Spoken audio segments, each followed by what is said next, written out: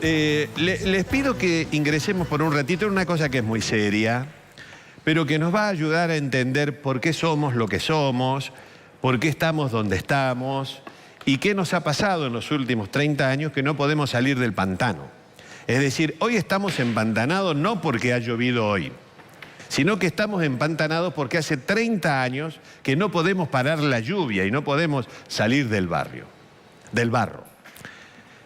36 años de pobreza estructural. ¿A qué se le llama pobreza estructural? Se le llama pobreza estructural, para hacerla así bien simple, a una especie de promedio entre la pobreza y la indigencia. Es decir, acá está la gente que porque el sistema no reacciona, no puede salir o no puede perforar su techo de pobreza. Vamos a ver datos que seguramente no tenemos todos en la memoria, pero que está bueno recordar. Lo que tienen aquí abajo son las caritas de los distintos presidentes. Y arrancamos con el proceso militar, donde la inflación arrancó en el 10,9% y el mismo proceso la lleva al 25% en el momento en que le entrega a Raúl Alfonsín. Es decir, el proceso la deja en 25% y ahí arrancamos con esta manía de no abandonar a la pobreza como estandarte de la Argentina, uno de los países más ricos del mundo. Después, durante el gobierno de Alfonsín, hubo lo que hubo, hasta hubo disparadores que la llevaron a la pobreza al 62,3%. Obviamente que fueron picos que después bajaron y que alcanzaron el piso más bajo del 22,1% cuando Menem anuncia el 1 a 1. Ahí cae la pobreza. Pero al propio Menem también se le fue disparando hasta llegar a su récord del 32,7%, que fue el escalón más alto de Menem. Recordemos, 25, 62, 32, viene el gobierno de la Rúa. Al gobierno de la Rúa se le escapa también y la lleva al 46,2. Vienen todas las semanas y los días de Duhalde, todos los líos que hubo, el corralito, el corralón, etcétera, etcétera, y ahí hubo una disparada al 71,6%. Imagínense un país donde el 70% era pobre, África. Cualquier país de África llega a estos números. Bueno, fueron picos porque reflejaban una situación económica bastante complicada. Asume Néstor, comienza a bajarla, la baja, sigue bajando hasta llegar al 26,3%, que fue lo más bajo entre Néstor y Cristina que arribó la pobreza. Es decir, no se pudo perforar hacia abajo el nivel de pobreza, es decir, reducirlo. Acá sí. Claro. En el periodo de Menem fue el único que logró perforar hacia abajo el nivel de pobreza marcado por el 25%. Este es del 26. Baja penitas un poquitito. Cristina sube al 29 en un momento, sube, baja, sube. Llega al 29 cuando asume Macri, baja un poquitito, sube otro poquitito. Lo de Macri lo desciende al 26 y pico y después lo estira a lo que va a entregar, que seguramente va a ser superior al 35%. Bueno, pero esta es una línea para entender que aquí pasaron desde dictadores, hombres de centro izquierda, hombres de derecha, hombres que no se sabe qué eran, hombres supuestamente de centro izquierda y hombres de centro derecha o derecha. Ninguno pudo bajar la pobreza por debajo del 25%. Solamente hay un caso que es muy excepcional, de muy poco tiempo, de Menem en el año 94. Porque después al otro año le explotó la crisis de México, que repercutió aquí muy duramente, el efecto tequila. El efecto tequila. Pásame la otra placa. Fíjense estos datos, si no dan bronca. La pobreza total en la Argentina hoy es del 37%, es decir, hay 4 millones de viviendas y 14 millones de personas que están por debajo del índice de la pobreza. La pobreza estructural ha oscilado entre el 20 y el 25% en la Argentina, teniendo siempre 3 millones de viviendas y 10 millones de personas como mínimo metidos en ese paquete. Es decir, ningún gobierno acá puede hablar de éxito con este promedio. Nadie puede hablar de éxito. El político que venga a hablar, nosotros lo hicimos, gobernamos mejor, miente. Porque acá están los resultados. Y esto nadie lo niega porque es de la UCA. Acá todos, tarde o temprano, lo tomaron como referencia. El macrismo lo tomó como referencia cuando era oposición, lo negaba el kirchnerismo cuando era oficialismo. Cuando el macrismo fue gobierno, el kirchnerismo lo usaba como referencia y el macrismo lo despreciaba. La UCA es, digamos, independiente de la Iglesia.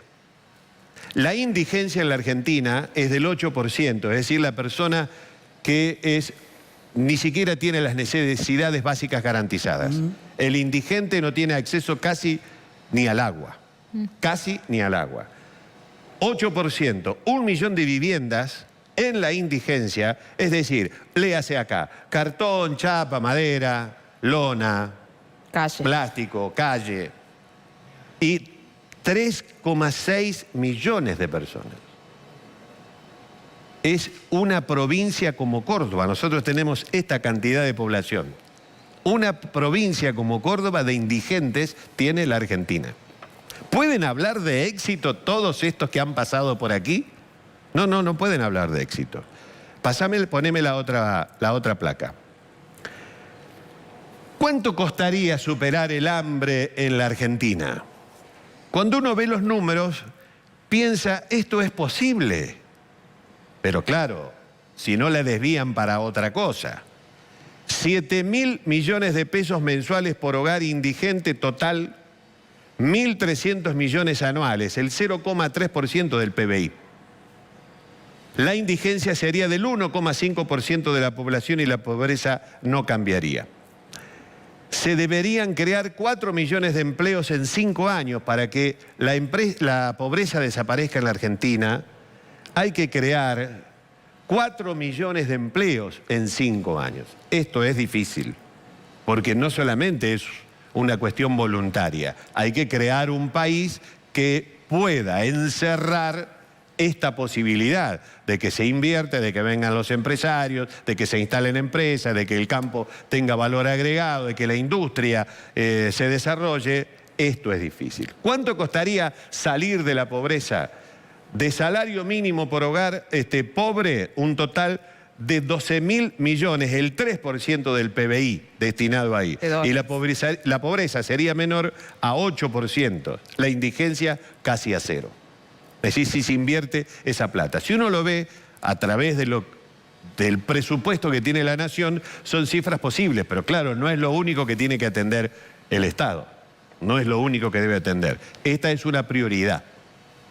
Poné la otra placa. Ah, no, esta es la última.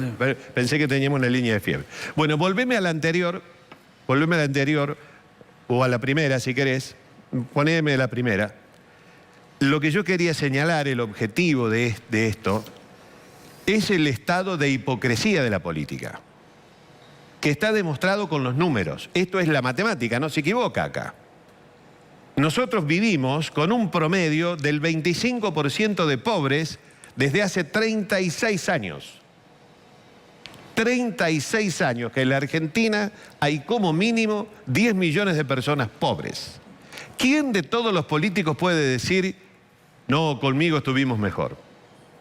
Sí, claro, podemos comparar. Sí, estuvimos mejor que el 71,6% de la Rúa, que duró un año. Pero ¿y a cuánto lo llevaste vos? Este es un 76, si se quiere, mentiroso, porque es una explosión momentánea basada en las disfunciones del mercado, básicamente. Pero lo real es lo que se ha estabilizado acá, en esta línea, que son datos de la economía real, del poder adquisitivo real de la gente. Ninguno, todos por encima del 25. ¿Alguien puede decir, nosotros solucionamos los problemas de la Argentina?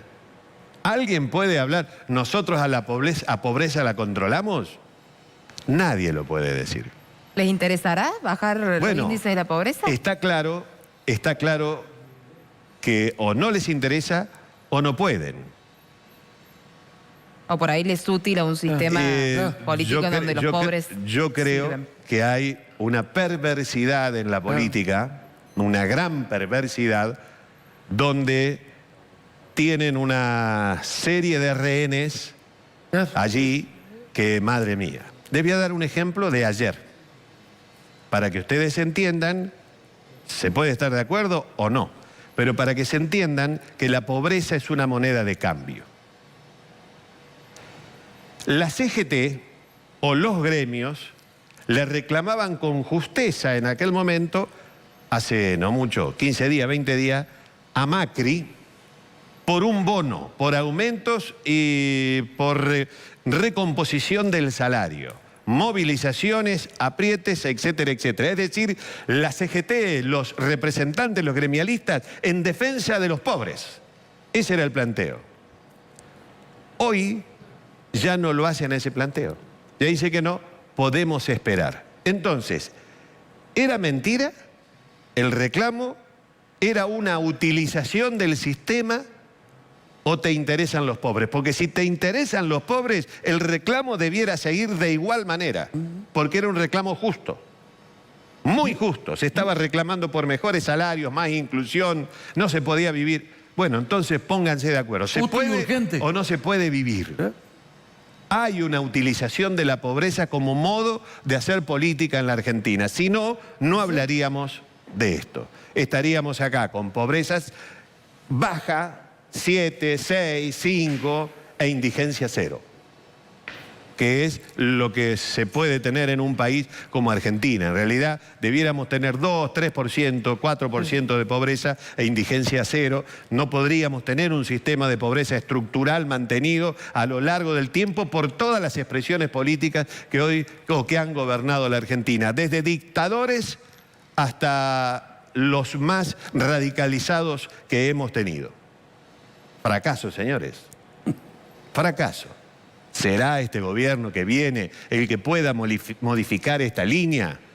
Seguramente, no es mágico, no lo van a hacer de un año para el otro. Pero no va a ser cosa que dentro de 4 años estemos aquí paraditos comentando la extensión de esta línea y seguimos por encima del 25%. Lo que le acabo de contar de los gremialistas es un dato para tener en cuenta. Creo que el dato lo deben tener en cuenta los trabajadores, que verdaderamente necesitan recomposiciones salariales y sobre todo los pobres que necesitan integrarse. Pero ¿cómo puede ser? Hace un mes sí reclamaban y ahora ya no se justifica el reclamo y no ha cambiado nada. En lo económico no ha cambiado nada. Hasta ahora. Vamos a ver después del 10 de diciembre. Pero es la utilización de la pobreza. Ustedes vieron movilizaciones en Buenos Aires, piquetes, gente verdaderamente vulnerable en las calles, pidiendo, etcétera, etcétera. Hoy ya no piden más. ¿Se acabó el hambre en la Argentina? No, no se acabó el hambre en la Argentina. Arreglaron los políticos entre ellos y están especulando cómo acomodan. Si se acomodan bien, nadie va a reclamar. Si se acomodan mal, volverán a reclamar. Es decir, esto que pasa acá abajo le es funcional a la política. Sí. Bueno, muy bien, señores, 11-2.